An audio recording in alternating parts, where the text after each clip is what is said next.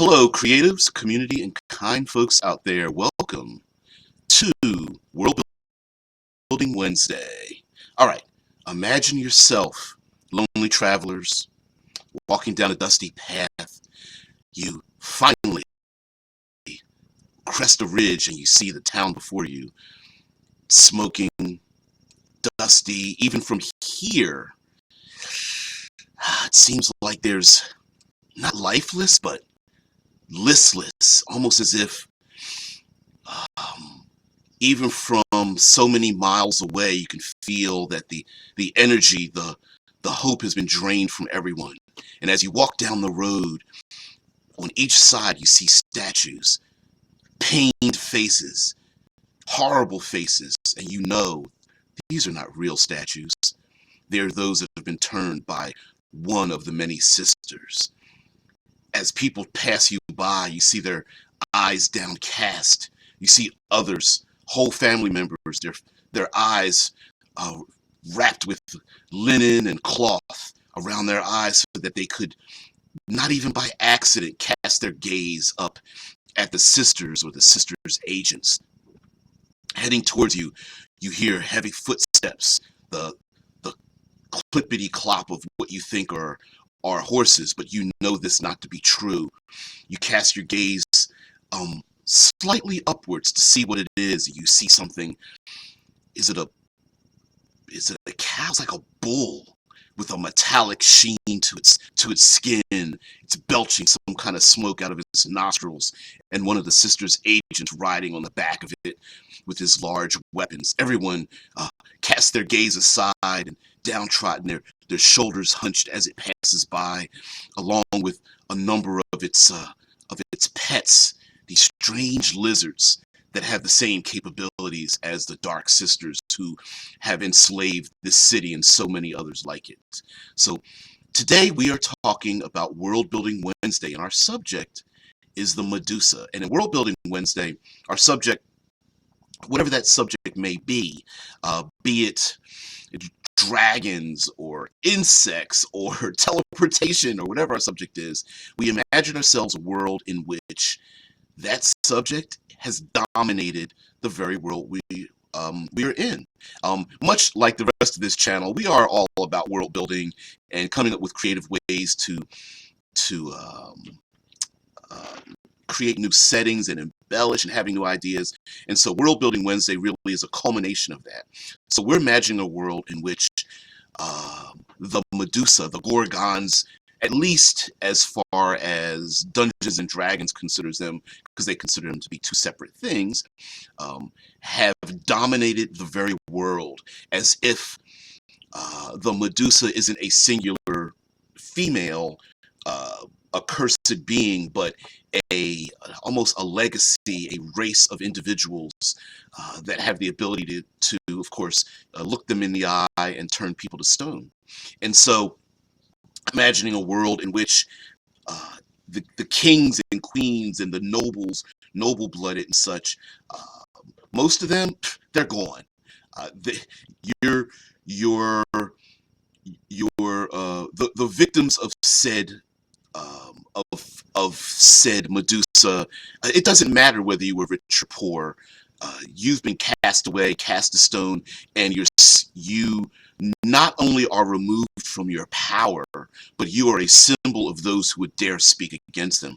And of course, surrounding the Medusa would absolutely, positively be those who are immune to such things and would serve such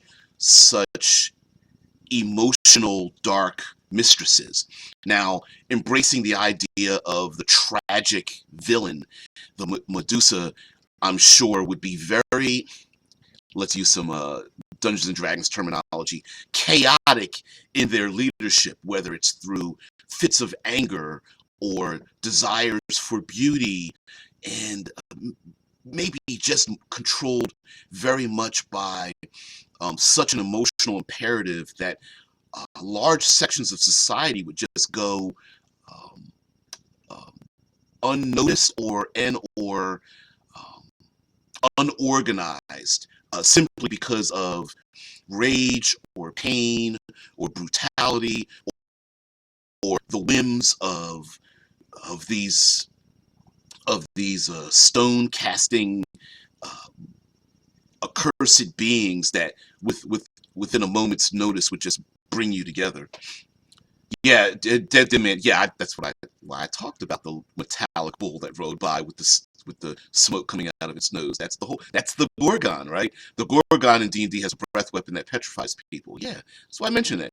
The same with the basilisk, right? The basilisk is a lizard-like creature that has the same ability. Now, I'm not sure if they specifically say they are immune to petrification, but it kind of makes sense that at least those three kind of are in the same vein. I'm presuming that there are other vision-like creatures. What's I'm going to butcher the name. Catabolus? Catabolus? Whatever. The swamp, the cow-headed dinosaur-like creature that lives in a swamp, that if it lifts its head out of the muck and looks at you, you die, right? I'm presuming some of those might be hanging around and whatnot. Yeah, Tesla says maybe they get petrified, but it wears off after a while. And again, there are no specific rules, but you could have some rulings about how long does petrification last, either against each other of their kind or innocent people. Is the Medusa able to bring some of these people back, either through magic, like a casting, or maybe some of her venom from one of the many snakes on her head, and that kind of thing. They don't really go into the Medusa having a specific relationship to reptiles, but that would make a lot of sense as well. And I'm sure, yeah, that man says the Medusa is not immune to petrification, as that's what the Aegis shield causes. I always thought it was because of looking at her own reflection, but true, it could be that they are not immune to others' petrification. They're just as susceptible, so maybe they would never surround themselves with, or at least protect themselves against others who had the same thing. So I'm imagining there would be cults that specifically would carve the eyes out of those who find that the Medusa would are their new leaders now. They are the power structure. They are the divine. They are the ones who speak, and you don't ask, you just do. And there may be cults devoted to the Medusa that are now blind, that walk the streets and speak of their names and such, whatever their names would be in these kind of disheveled city states that exist in the various parts of the world. I'm imagining also that people trying to find their own little small havens of peace and protection would be able to wander the countryside, and they may even see whole fields of vast armies turn to stone, knowing that the people that they would consider their saviors out of this world are looking them in the eye as you see hundreds, maybe even thousands in fields of battle just turn to stone, knowing that these are, again, the very symbols, much like, you know, like we brought before, like Vlad the Impaler, setting up bodies on the sides of roads and such. These would be literally individuals left where they are, maybe, or set up in town squares, or put up on ridges or something like that, or left in fields of battle to let everybody know, yeah, you want to raise your hand up to us, it's not going to work, and here's why, you know.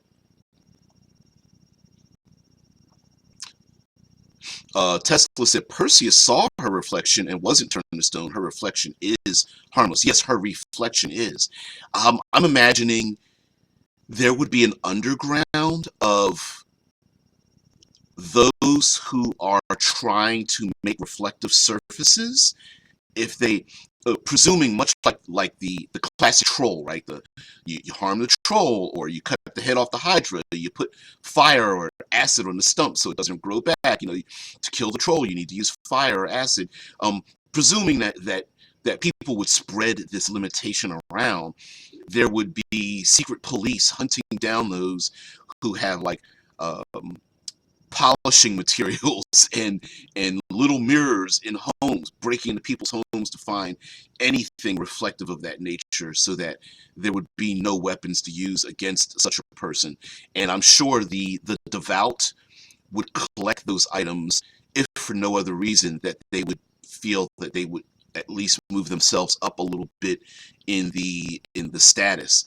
And with such an emotional creature, I can imagine there wouldn't be very sure there be some that would be very organized, assembling armies and having uh, clean clean city states that are operating efficiently. Sure, but if we embrace the I like the idea of embracing the chaotic nature of these beings, so that no one is quite certain about their status, that the temporary, the ephemeral nature of who's in charge, at least amongst the mortals, and who isn't in charge, um, changes like on a weekly or monthly basis based on the whim. So, for example, um, the Medusa, like, for example, here's some strange rumor about I don't know, uh, an artist that will paint her portrait to show the true beauty of the Medusa.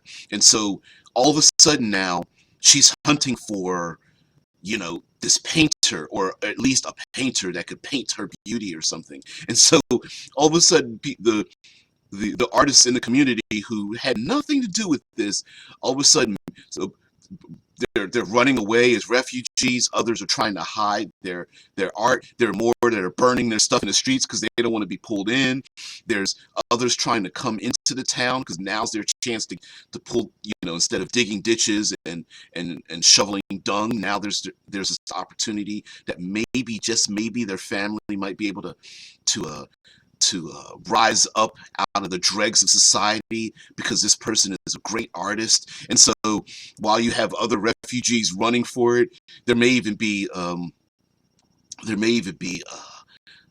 cults out there, the cults that are trying to blind each other or trying to chop the hands off of the artist or something. Like, there might be all kinds of weird, strange behaviors going on that 3 weeks ago no one even considered it. Now that this word's been put out, this painter has to paint this the Medusa's face, and lo and behold, one after another, a painter is placed into the town square, turned to stone, with literally a paintbrush stuck in their hand as they're trying to perform this thing. And I think that would just be awesome, like, because you would never, you could have a different flavor of interaction from these different city states established in different locations. And the reason why I say embracing the chaos is because um, feed large populations require lots of organization for clean water sources, food, clothing, shelter, just general cleanliness of keeping the streets clean, taking care of livestock, taking care of mounts and pets, and building structures, maintaining those same structures that are built. Anything man-made will at some point crumble unless maintained and taken care of, including walls and ceilings and aqueducts and libraries and things. And the individuals that are professional enough to take care of those things, I'm sure many of them, through arrogance, through devotion, through fear, are going to get themselves removed out of society, and that the professional thereof is, once you remove that professional, who takes their place? Well, the next person's going to be a little bit panicked, right? If the dwarven miners, the head of the dwarven miners, is like, listen, lady, I know you got snakes in your head and all this, but I gotta get back to work. And if she doesn't care, and and I say she because classically the Medusa has been a female.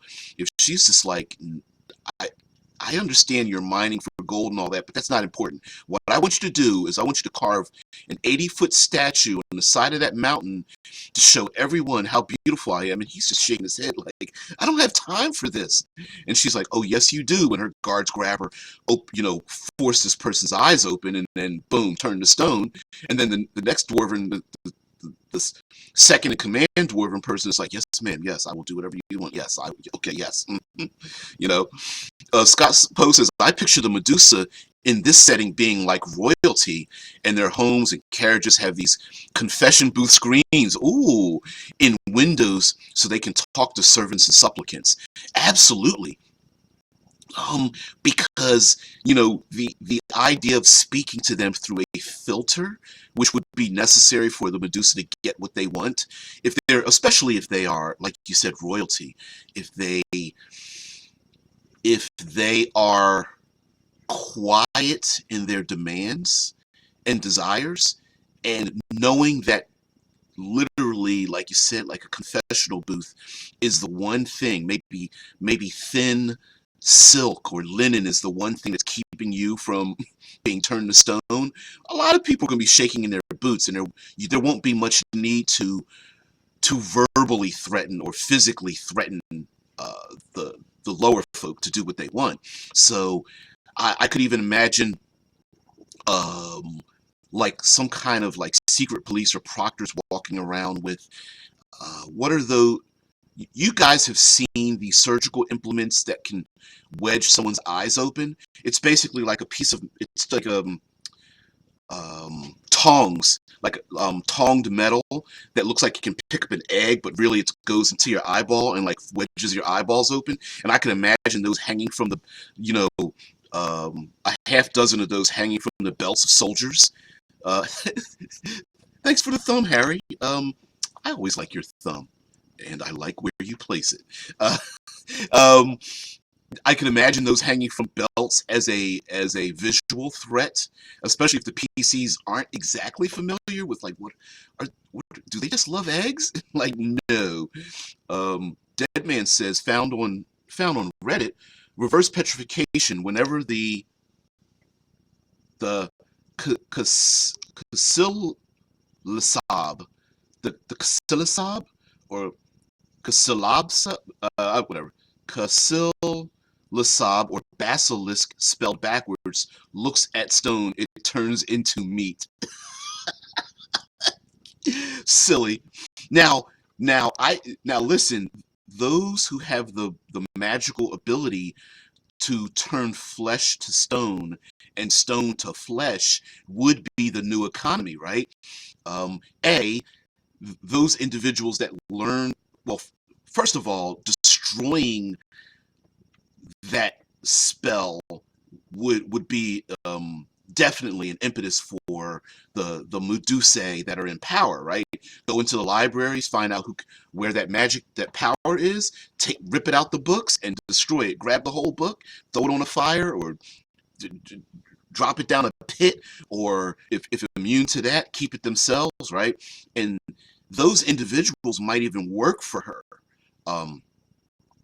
as in terms of the Medusa transforms people to stone, and to find loyal agents, she has a cadre of individuals to turn them back into flesh if they are not able to do so themselves. And those individuals and that whatever that skill is for that power might be an underground thing, like a rebel, like an insurgent's ability to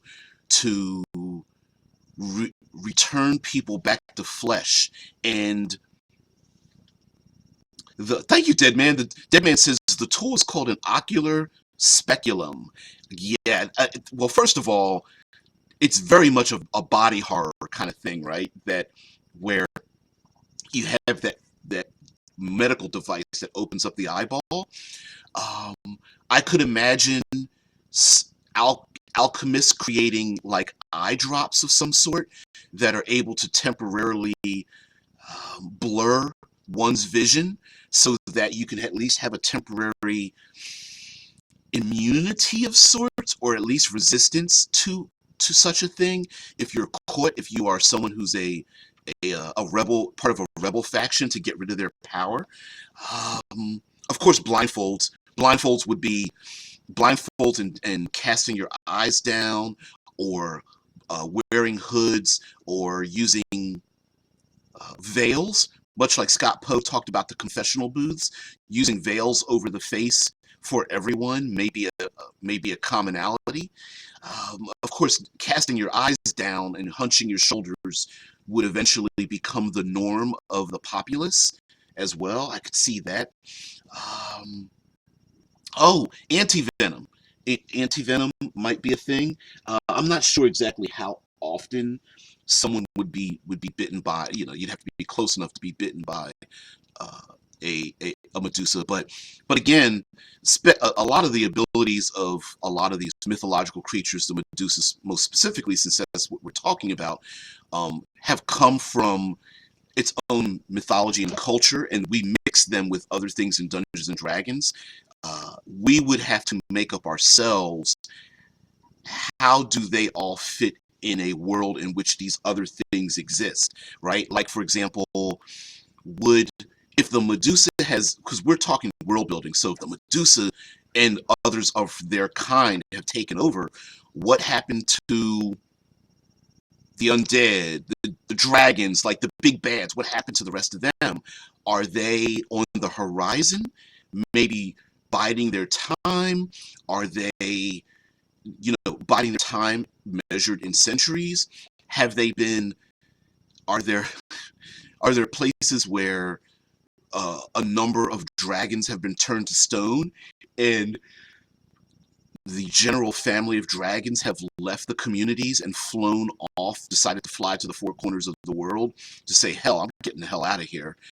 I don't need these people, and I don't need to live in the mountains or in the swamps, or in the deep ocean or something like that. I'm just going to leave to another plane of existence, or just fly tens of thousands of miles away and start a whole new draconian empire or something. Harry says, those who tread upon these tomes shall suffer a grave fate, as said person catches fire in the magic library. Yeah, yeah, yeah.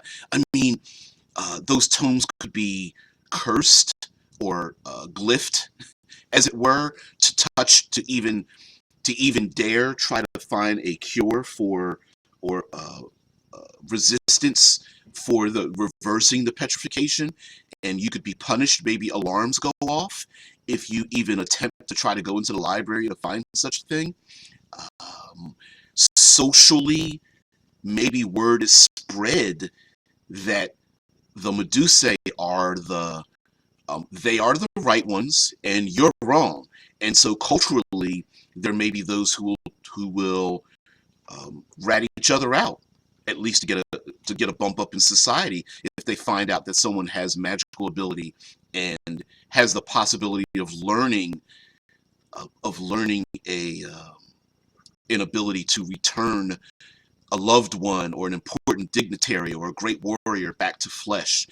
And that might be a lot of adventures, right? The PCs have to find one, like finding a needle in a haystack, right? They have to find the one statued individual, grab them, pick them up, return them to some secret location, then use some kind of alchemical formula, ritual, I don't know, gaseous thing. Maybe there are anti-petrification animals being bred. The basilisk spelled backwards. Maybe these creatures are being bred that are able to do that. What's Gorgon spelled backwards? Maybe the Nogrog is able to do such a thing, and the Nogrog, or the Casillasab is able to reverse this. But you got to go find the people, put them in a wagon or whatever, which might be very difficult. Sneak past guards, use some kind of deception or something, get them to a secret location, use the breath of the Nagrog to return them back to flesh, explain to them what the hell happened, because they may not remember. They're like, well, it's been 87 years, and I was on a battlefield about to hack the Medusa to death, and I don't remember what happened. And so maybe this might be their way of, finding one clue after another. Um, it's not exactly specified whether the items or even magic items turn to stone. I could imagine that the magic items and other arcane things that someone holds will not turn to stone, but the mundane items will, like a cloak and their boots and all that kind of stuff. As opposed to being naked, you don't want to be bucket naked, turn to stone, but your clothing stays regular.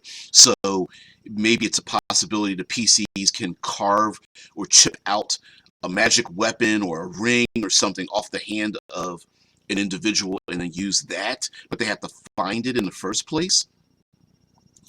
Maybe there are magics that allow them finding an anti-petrification thing may be very difficult, but being able to communicate with those that are stuck might be necessary for the PCs to do to again go after the MacGuffin.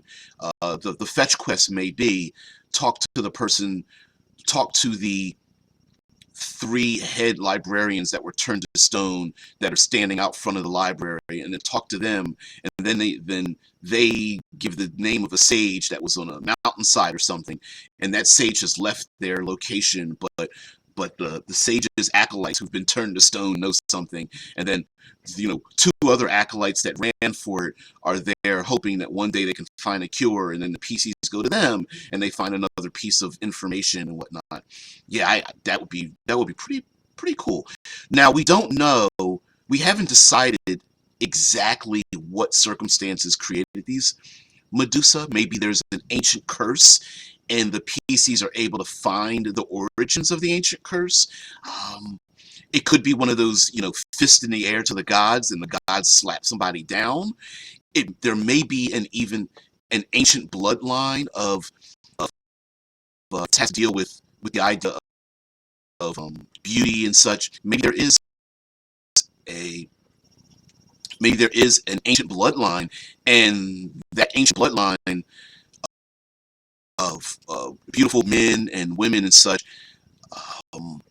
You can find one or many of them who are able to give some sort of information, or maybe literally their bloodline is immune to such a thing, or they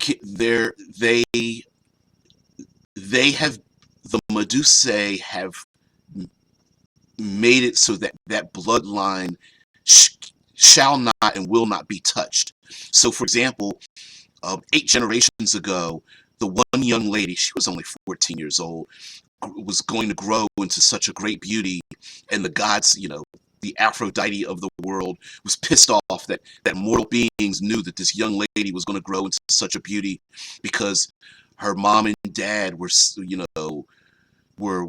great, beautiful and handsome and elegant individuals that the world has ever seen. And so, because a mortal being would be cherished above Aphrodite's self, boom, I cast this person, turn them into a Medusa. Well, maybe this family line has still existed for 8 generations, ashamed of what happened, maybe trying to cast themselves into a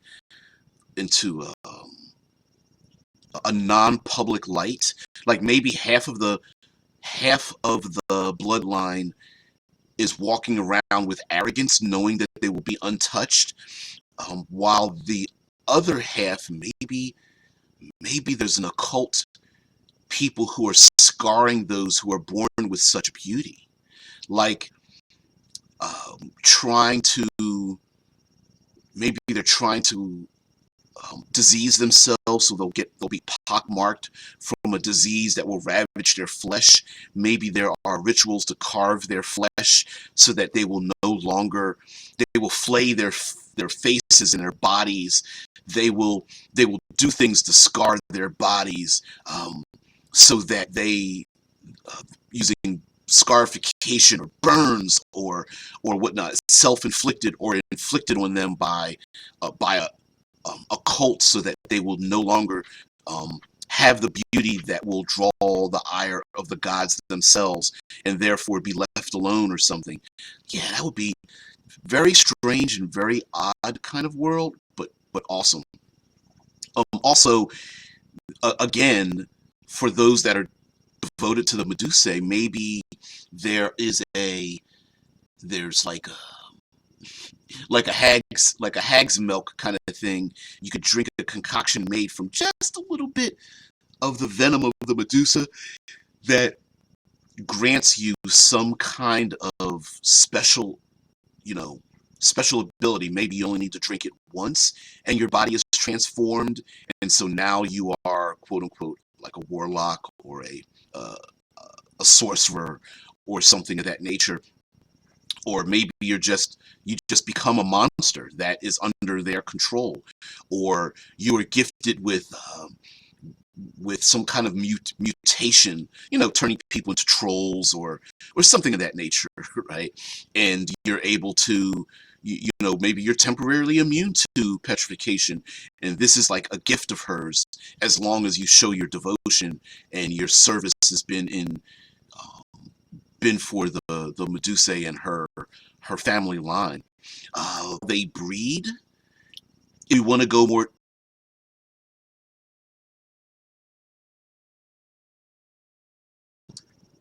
they're trying to keep their eggs available.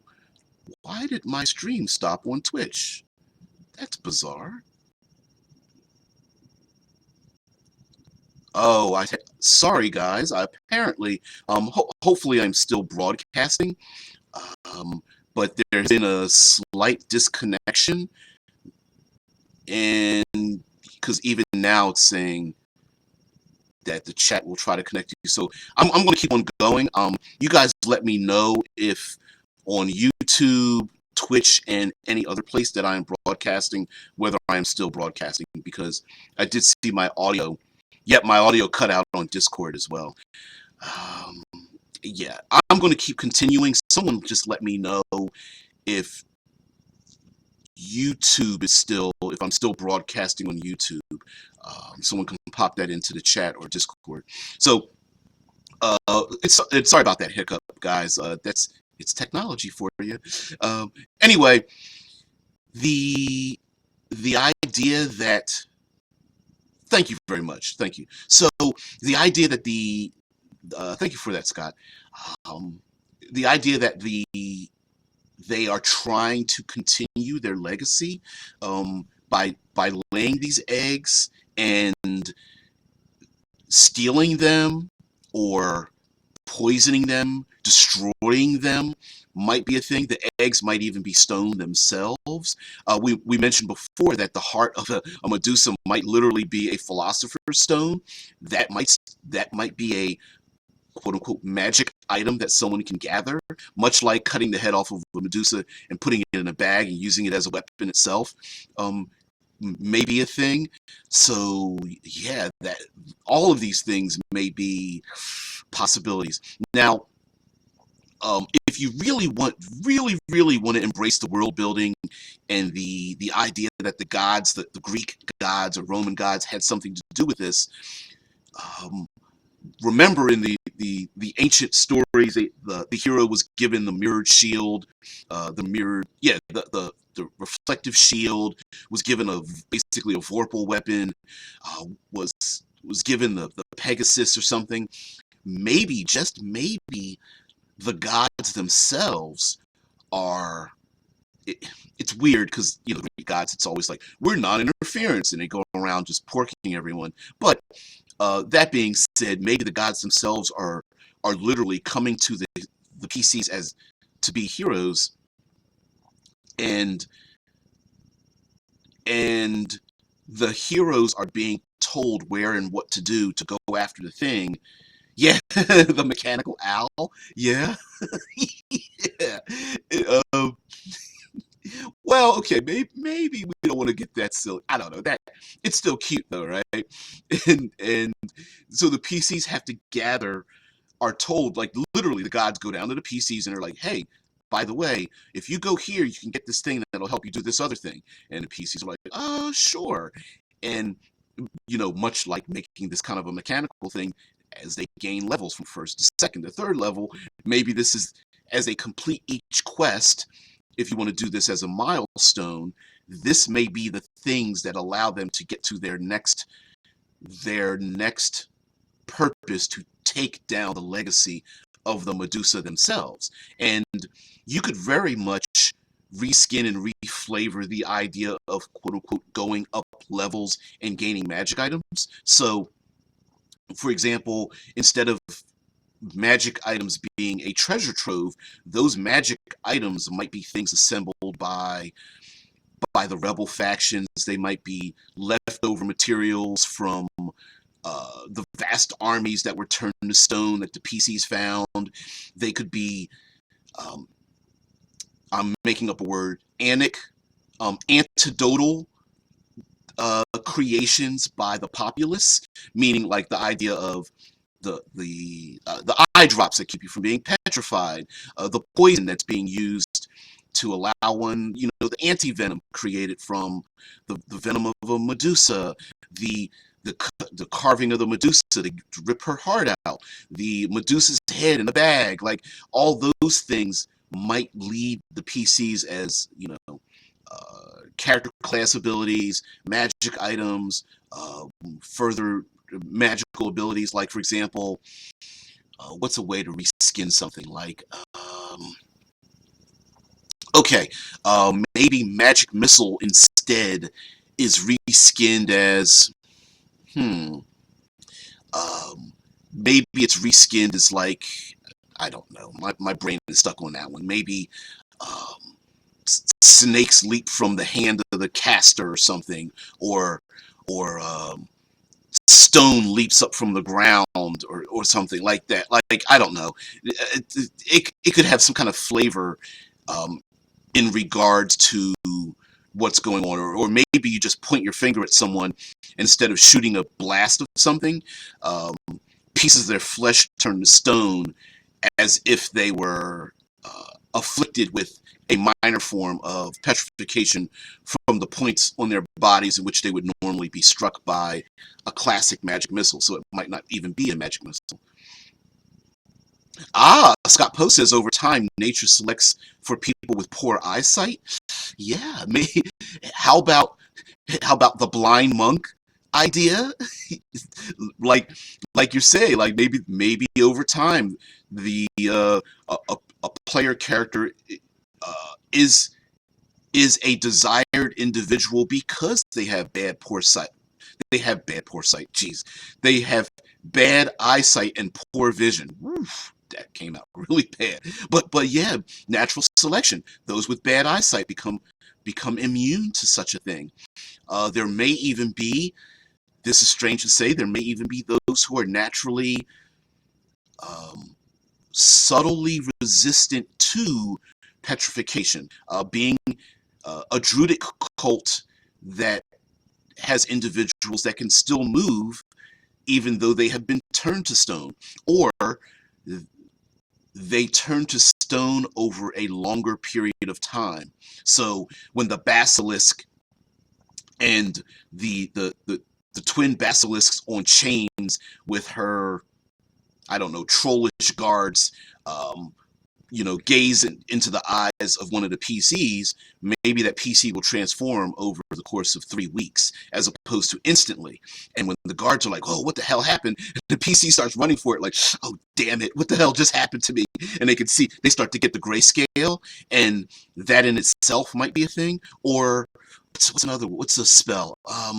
Mage armor. Maybe mage armor, you can fake looking like you're petrified, but you're literally covered in stone armor, and the guards walk past you because they just think you're just another one of the Medusa's victims on the side of the road. Dead Man says Bubo was the name of the owl that served Athena that was rebuilt into mechanical form by Hephaestus and then gifted to Perseus. Ooh, um, there's a little drama behind the scenes with the gods, right?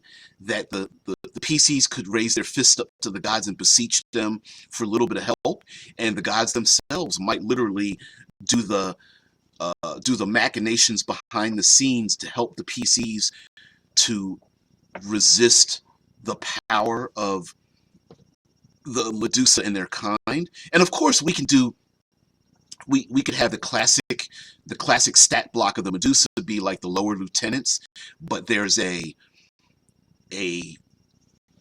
I dare say like a greater versions, like a Kraken-sized one.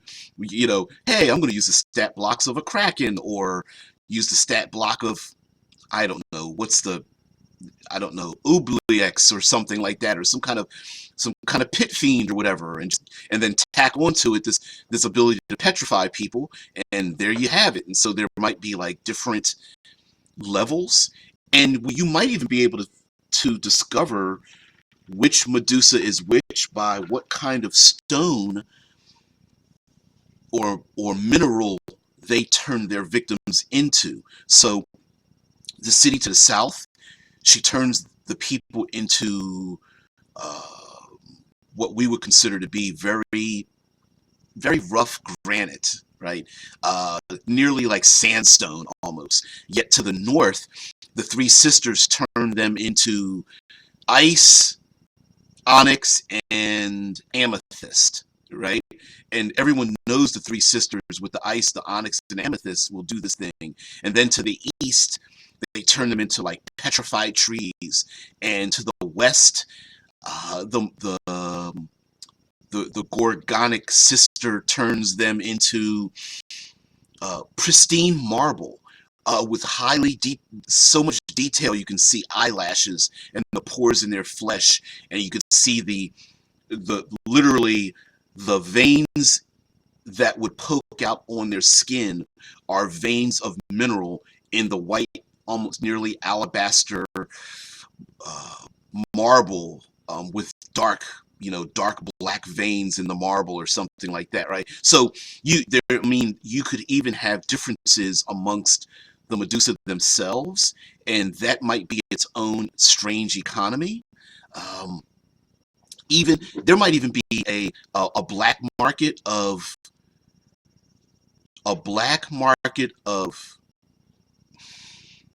kidnappers slash collectors. So they go around finding important people or families, taking their bodies who've been turned to stone, putting them in storage, and then you have to pay a hefty fee to get them out of storage to then turn them back into flesh. And if you want that, they not only ask for money, they ask for favors, right? Of course, there might be the dwarven holds that have they are no longer, they are a pale shade of themselves, and now they're literally shattering and carving and creating gemstones out of the petrified bodies of those that have been left behind. There may be again, there might be a cult of clerics or something that are able to temporarily or permanently reanimate those that have been transformed, and those that are transformed could even be in service to the Medusa, or um, they could be the temporary heroes, almost like suicide soldiers sent against the overlords in this world, knowing that they're already stoned, and yet they can't be stopped because you can't be restoned, right? Well, I don't know how. Could you be restoned? Maybe they can't be. And the agents of the Medusa are searching for the individuals who are able to reanimate these stone figures or something. Um, I could I could imagine a lot of special abilities are reskinned so that people can hide. Like there are cloaks that have been designed that look like stone on the outside, and you can pull the cloak over your head and wrap it around your body, and you look like one of these worn out stone statues, so no one sees you. There might be special bladed weapons might be quite uncommon because blunt weapons can shatter stone, and maybe they're used far more often or something. Or there's new monks have new trained new combat techniques as you are able to dip and dive and use the stone figures around as cover and self-defense and almost like a martial arts style where you're jumping and flipping and bouncing off of the shoulders and turning your back to these stone figures to hide from attackers and such, which would be kind of weird. You often don't think about non-human people cast in stone, which you could just do a simple basic. It doesn't matter, you're a player character, you turn to stone, or there might be some other side effects that happen with it. Like humans get turned to stone instantly, but dwarves take 3 weeks to be turned to stone, whereas Dragonborn, maybe something else happens to them that their scales turn to stone, and they can, if they shed their skin in enough time, they can shed their skin, which turns into like stone and then eventually dust or powder or something of that nature. Again, we talked about cultural differences between Medusa. Maybe a classic Euro Medusa has like Caucasoid skin and green snakes and things, whereas an Africanized Medusa may have like an ebony skin and sand-like snakes in their hair, and maybe they're all vying. There's a way to turn one against the other, so the player characters might be in league with one. It's like the enemy of my enemy, or the lesser of 800 evils. So the player characters may be gaining. It's like at once they are trying to overthrow their overlords. At the same time, they are also gaining their patrons, and I mean lowercase p. Their patrons are themselves different Medusa doing different things. So you could even, if you wanted to go really, really far, you could start truncating some of these abilities. Ooh, Scott Post says a head of cobras would look pretty majestic. Yeah, e Egyptologically speaking, it would be kind of cool to kind of mix some of that flavor in there. I could see that, where the and we don't necessarily need to go classic Medusa, female, snakes in head, serpentine body from the waist down. If we want to change it up just a little bit, same curse, different look.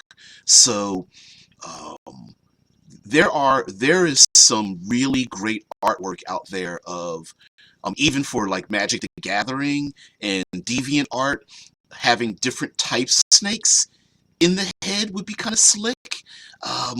Cobras to rattlesnakes to sidewinders to black mambas or diamondbacks or something. You could kind of pick and pull different flavors from that. Different types of reptiles, from smooth skin to very rough natured, meaning like going from, say, swamp like garter snakes or something to rough scaled crocodiles, and having that. And we could even truncate some of the Medusa's powers. So maybe there are Medusa thugs. So instead of just simple look in the eye, get petrified, maybe they have the ability to paralyze you and literally holding you in place when they look at you, and it requires them to look at you in the eye continuously to keep you from moving, and maybe a slight sheen of stone.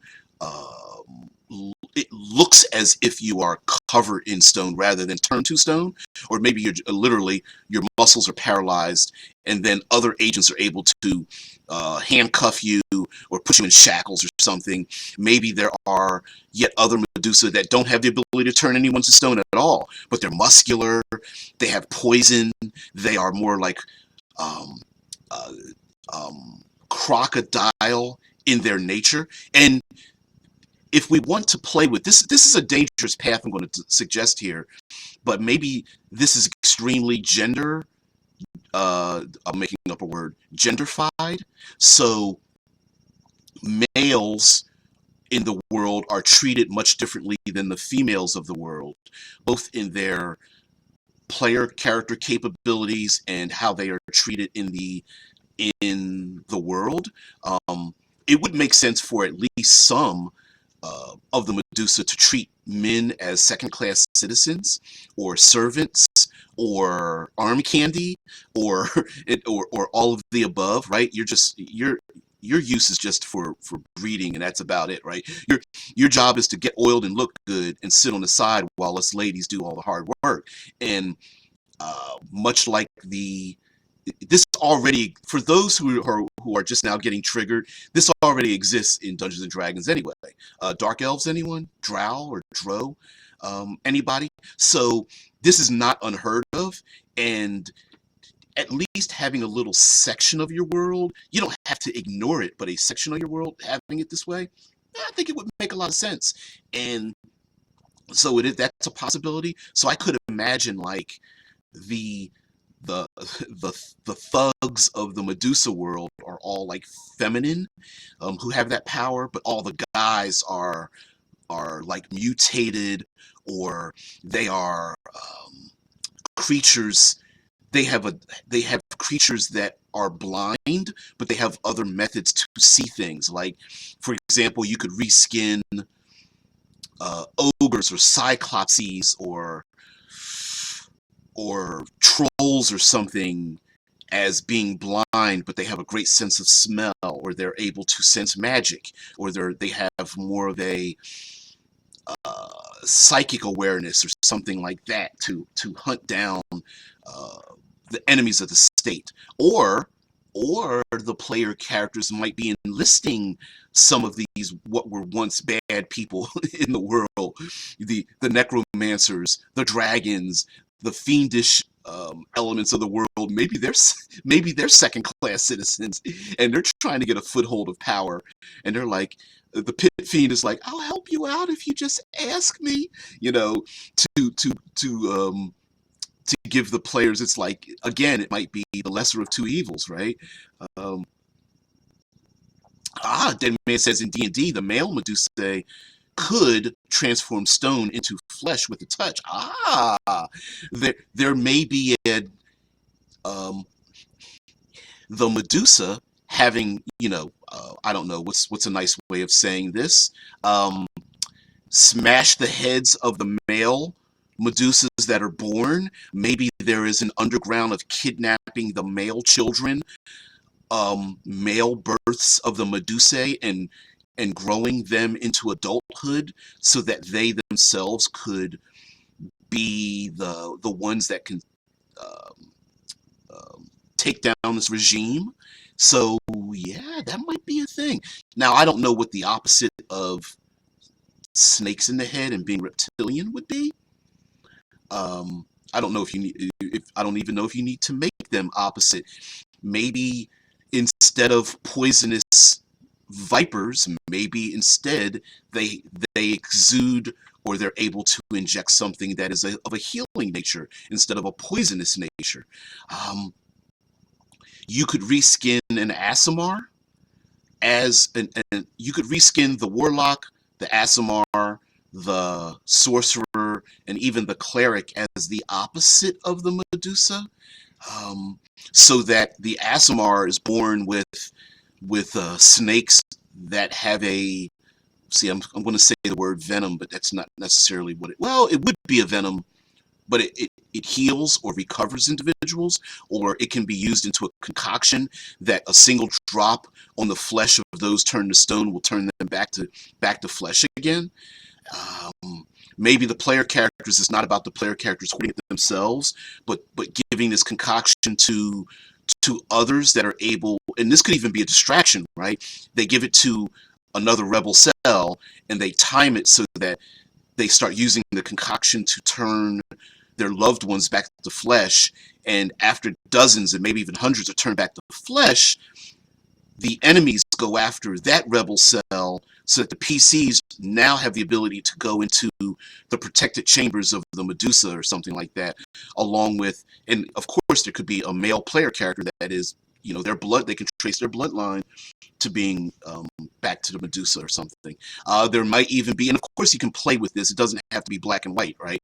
Um, Maybe there is a Medusa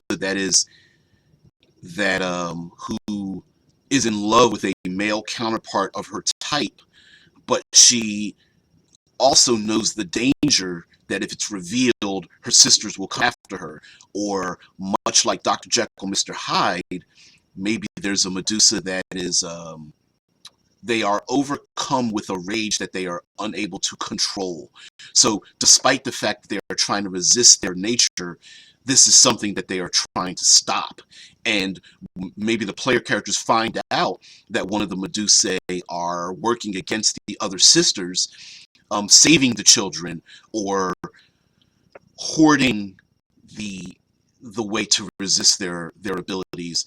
And heck, if you want to do this as a very small one-off kind of game, maybe this individual is the one that has basically sparked the characters from being 0 level to 1st level, and those characters now have their abilities reskinned into what they are today, right?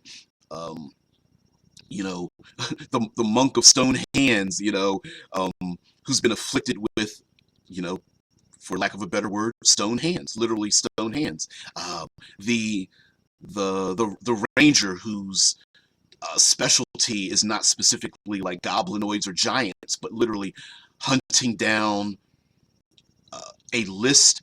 The game master makes a list of those that are the Medusa and the enemies of the Medusa, and that is what that ranger is specialized to attack. So it's like, instead of a classification of, say, aberrants, it's literally Medusa, Gorgons, basilisks, I don't know, trolls, cyclopses, right? Like maybe there's just a handful of those, and that ranger's like, yeah, I can take them out. And so on and so forth, right? There could be so many other things you could reskin and reshape to accommodate many of the special abilities of the player characters in this world. And you know it would be very strange. Now, of course, there is when we talk about world building, you're going to have those. It's very easy to destroy a built world, right? Because someone's going to go, well, if there's dragons, the dragons will just fly over and breathe fire on them. I get that. I get the whole, well, if mind flayers existed, they would just mind blast the Medusa. I get it. I understand. The point is, you don't look at it from don't look at the equation from how does it happen. Look at the equation from the other end. It's happened. How did we get there? Right? The answer is 42. um, how did we get to the answer of 42? Scott Poe says new spells like concentration. Excuse me. New spells like concentration, lengthen stone to flesh, transfer petrification. Okay. So new spells like concentration length, stone to flesh, transfer petrification, stone form would crop up, maybe rewarded to PCs for quests. Hell yeah. Hell's yes. Even hell, a shield spell may look like someone transforming their skin instantly into stone to stop an attack, having their skin transform back again. Maybe rust monsters are changing your world. That rust monsters are flesh to stone, stone to flesh creatures, right? And breeding them will allow them to, transform. Breeding them simply by their touch will transform someone from stone back to flesh again, or whatnot. And we didn't even bring up the fact that someone doesn't need to be turned to stone. They could be turned to metal, or into a plant, or into an ooze. I mean, that's going a little much further. But hell yes, Scott, I agree with you. that a lot of those powers, like stone to flesh, transfer petrification, might be rewarded. There may even be like strange side abilities, like, oh, I've been turned to stone, but now I can astral project out of my stone body to do this other thing. Or um, there might be a modification of like a speak with dead or telepathy that allows one to communicate with those that have been turned to stone, by either through range or by touch even. There might be a special skill or ability to strike things turned to stone, to shatter them with literally one hit, either like hitting their weak point with a mallet or even your bare hands or something. Uh, Blind fighting would come up. What a skill that would be, right? Blind fighting, being able to fight with mirrors set up in different locations. So instead of looking at your enemies, you might even have mirrored pieces on your forearms, like bracers, but they're mirrored, or they have mirrors on them, and so you can look in the mirror with one eye, but you're striking with your weapon, with another.